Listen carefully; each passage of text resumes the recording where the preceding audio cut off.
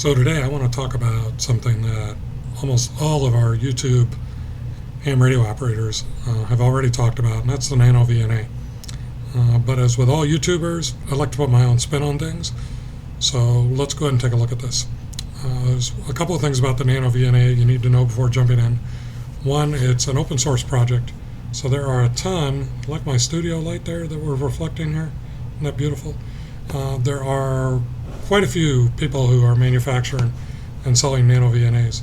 The good news is that the firmware is pretty identical across the different models.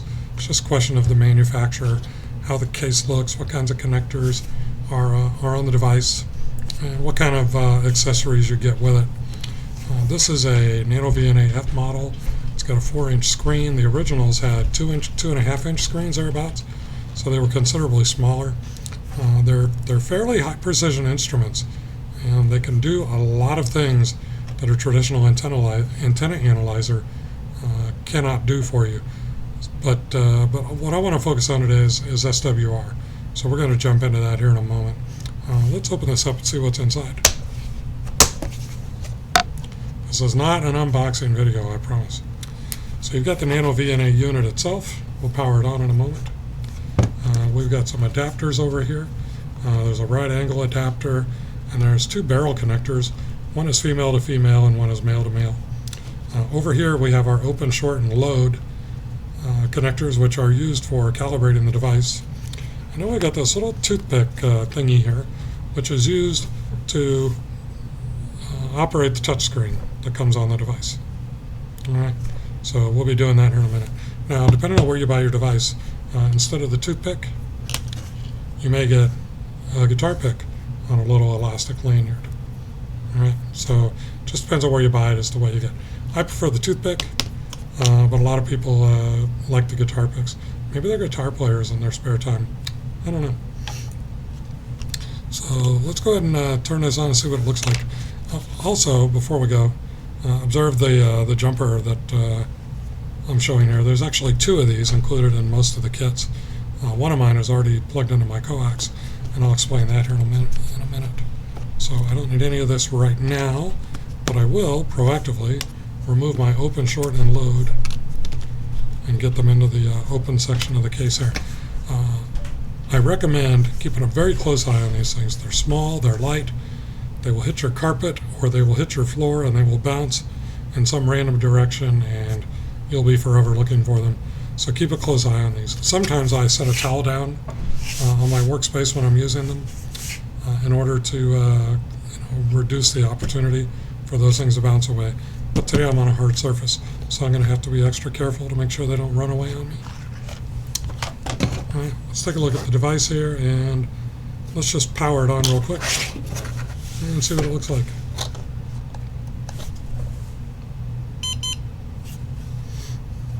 See if zooming in makes this a little easier. Yeah, there we go.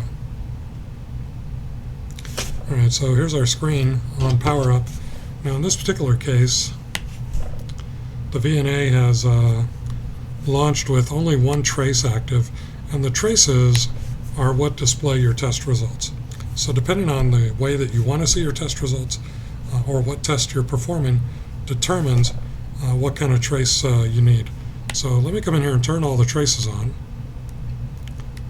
so you can see what the screen looks like when you power it up new out of the box.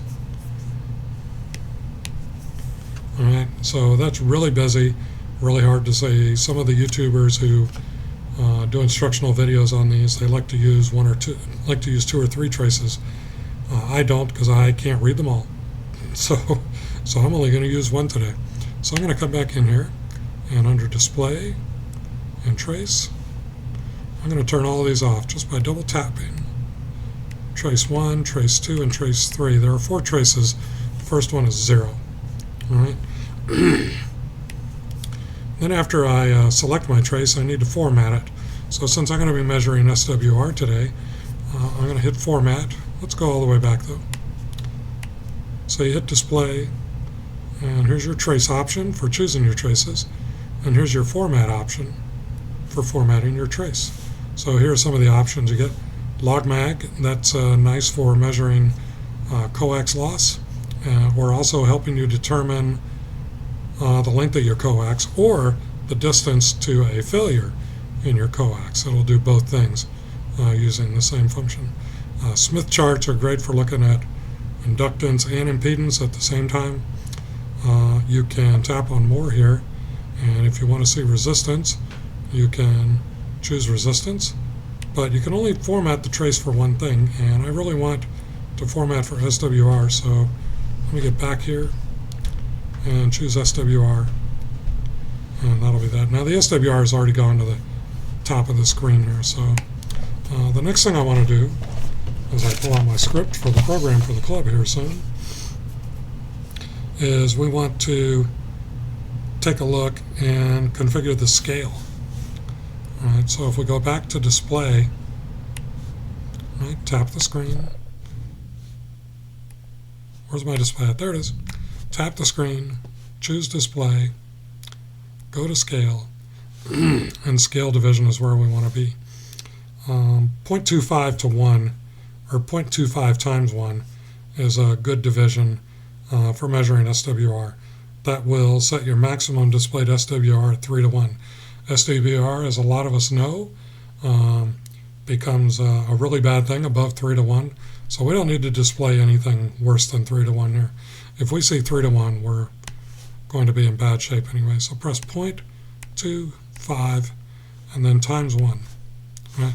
And that'll set your screen. And maybe you can see here that, see if I can zoom in one more time, that our scale starts at 1 and it runs all the way up to 3. Okay? Pretty important. Alright, so I'm going to leave this zoomed in just like that because that looks pretty good. The next step is to configure the start and stop frequencies. Alright, so I'm going to go all the way back to the display menu. This first menu, and I'm going to choose stimulus. And our choices on stimulus are start, stop, and some other things. So I'm going to configure my start frequency to, I think right now I'm on a 20 meter antenna. So let's go ahead and start at 13.5 megs. And then we'll stop at 15.5 megs. Because you know what? Let's assume I don't know where this antenna is on the SWR scale. Alright. There are other display options you can use. You can choose a center frequency and then a span, which tells you how far on either side of the center frequency to display. I'm not going to belabor that point or talk about too much. That's something that's really easy to play with. So feel free to jump into that. So the next thing I need to do now that I've selected my start and stop frequencies is to calibrate the VNA. And to do that, we're going to need these 3 itty-bitty little SMA connector things that I showed earlier. Now, let me show you these one at a time so we can see what's going on. The open is, if we can get some focus. Where's my focus button? There it is.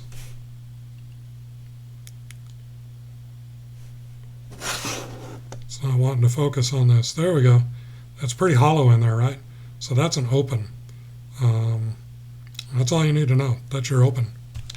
Your short is an identically sized little device. They're both really small. One is open. This one. Okay. And the other one has a male connector in it. But you can see, if I can get this to focus, that our male connector is grounded to the shield by a disc in there. I'm having a tough time focusing this. Oh, it's going to drive me crazy. Alright, you can kind of see it there. There's a disc in there that touches the center conductor on this connector to the outer shield, and that creates a short. So this is our short. And then our load is just that. It's another SMA connector that has a 50 ohm load on the back of it. Alright, and what we need to do to calibrate this device, get this back in frame, is we need to get all the way back to where we see the calibrate menu. And we're going to hit reset first. Always hit reset if you're going to calibrate. That'll take out any previous calibrations that the device may be using right at this moment and give you a clean slate. All right. So now, having hit reset, we're going to hit calibrate. And the first thing it wants us to do is to connect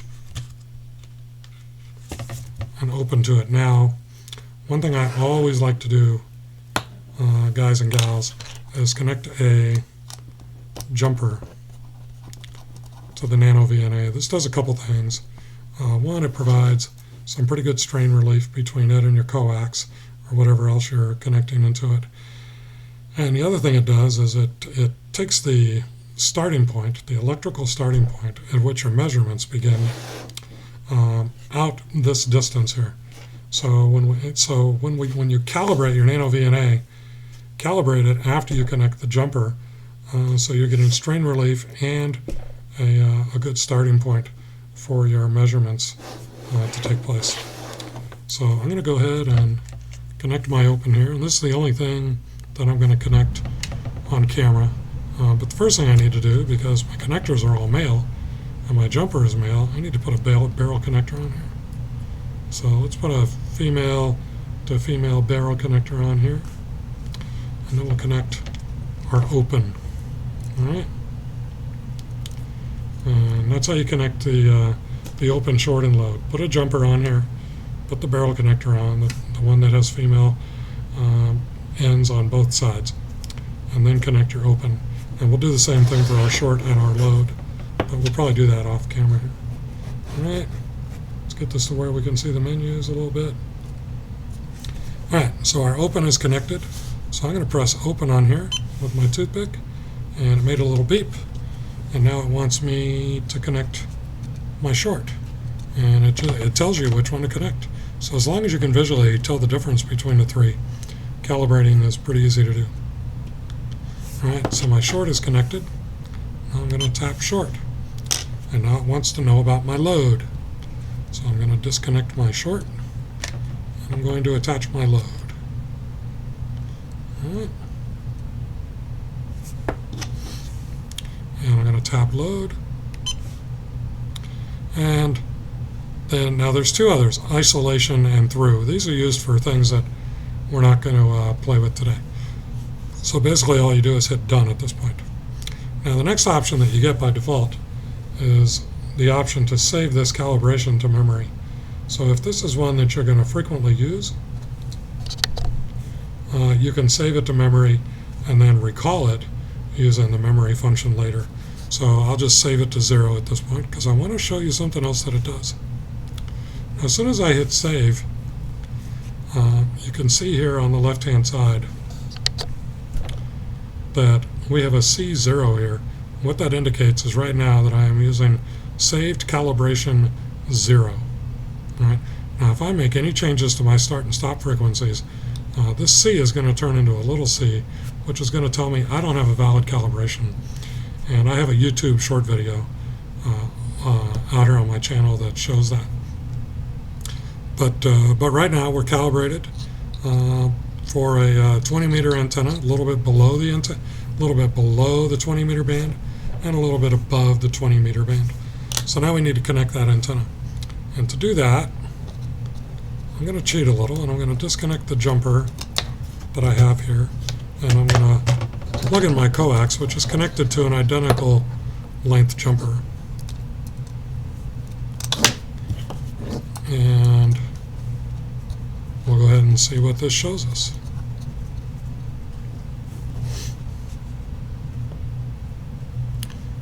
Alright, so with a start frequency of 13.5 and a stop frequency of 15.5, we can see that we've got a little dip going on here at the beginning of the band. Let's see where that is. In order to get to that, we've got to use a marker. All right, so let's go ahead and bring a marker into the mix here. All right, I chose a marker 1 and marker 2. Quite frankly, I don't know where marker went on this screen. Marker 1 went, but marker 2 is here. So we're going to drag marker 2 down to that dip And up here on the top, we're going to be able to see a couple of things. One is that our low SWR at the dip here is 1.62, and it is at frequency 13.640.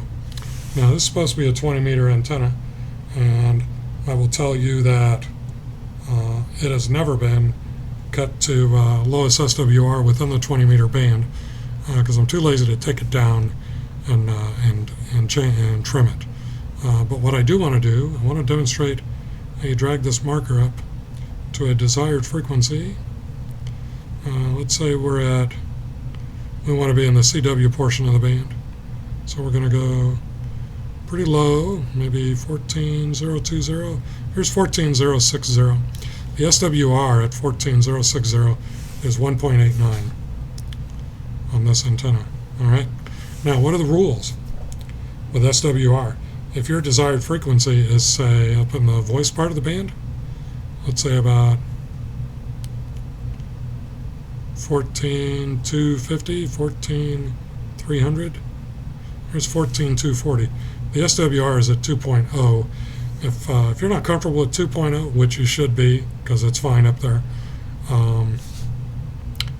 if your SWR dip is to the left of your desired frequency on the Nano VNA, then you need to shorten the antenna. If the dip happened to be to the right of your desired frequency on your Nano VNA, you need to lengthen the antenna. Now when we make antennas, wire antennas, we always tell people to start off with the antenna a little bit long and leave it and then do some testing and trim it incrementally in very short lengths as you trim it to get that frequency with lowest SWR into your sweet spot, into your desired sweet spot. So this antenna is a little long for the voice band. It's a little long for the CW part of the band too. But I've got a tuner I've got an internal tuner on my radio that can handle 3-to-1 mismatches. So I'm fine with this antenna. I always have been. It's been up there for about 2 years. But that's really the bottom line, is if the dip is to the left of your desired frequency, you need to shorten your antenna. If it's to the right, you need to lengthen the antenna. Mine is to the left. If I desired, I could shorten this a little bit and bring the SWR down when I operate in the voice part of the band, but I don't really do that very much.